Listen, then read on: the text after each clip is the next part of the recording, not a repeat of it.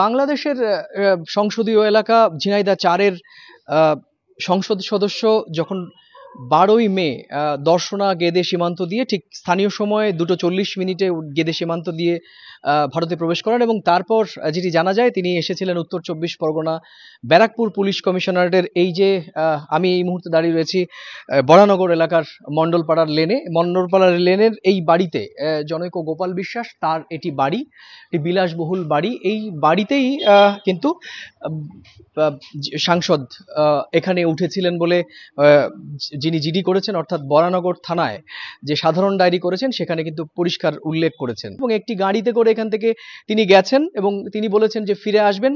তারপরও এখনো পর্যন্ত ৪ দিনেও একজন নির্বাচিত সাংসদ, বাংলাদেশের ক্ষমতাসীন দল আওয়ামী লীগের একজন সাংসদ যিনি চিকিৎসা করাতে এসেছিলেন ভারতের এই কলকাতায়, তার নিখোঁজ হয়ে যাওয়ার ঘটনা কিন্তু একটা ধোঁয়াশা তৈরি হয়েছে।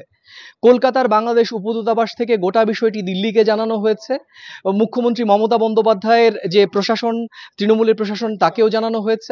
যেখান থেকে তিনি নিখোঁজ হয়েছেন বলে দাবি করা হচ্ছে সেটি কিন্তু কলকাতার অনেক কাছের একটি এলাকা, বরানগর এলাকা, এবং সেটি ব্যারাকপুর পুলিশ কমিশনারেটের অধীনে। বরানগর থানার অধীনে 17/3 মণ্ডলপাড়া লেনের বাসিন্দা গোপাল বিশ্বাস এই বরানগর থানায় যে লিখিত অভিযোগ দায়ের করেছে সেখানে পরিষ্কার বলা হয়েছে যে 12 তারিখ ঝিনাইদহ ৪ আসনের সংসদ সদস্য তিনি তার বাড়িতে এসেছিলেন এবং 13 তারিখ রাতে তিনি কিন্তু তাকে বলেন যে তিনি আবার ফিরে আসবেন, এই কথা বলে কিন্তু তিনি চলে যান এবং তারপর গোপাল বিশ্বাসের সঙ্গে কোনো ধরনের যোগাযোগ হয়নি।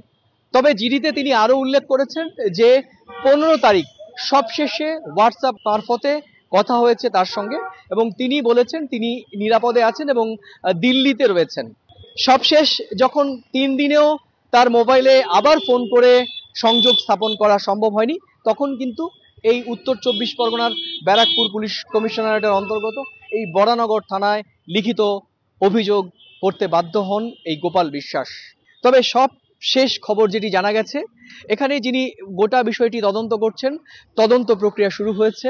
তার যে মোবাইল ট্র্যাক অর্থাৎ মোবাইলের লোকেশন ধরে তিনি কোথায় গিয়েছিলেন, কোন অবস্থায়, কোন কোন জেলাতে তার মোবাইল ঘুরে বেড়াচ্ছে, সেই সমস্ত মোবাইলের যে নেটওয়ার্ক সেইটার সূত্র ধরেই কিন্তু এই সাংসদকে অথবা নিখোঁজ হওয়া সাংসদের খোঁজে কিন্তু বরানগর থানার পুলিশ তৎপর ভূমিকা পালন করছে।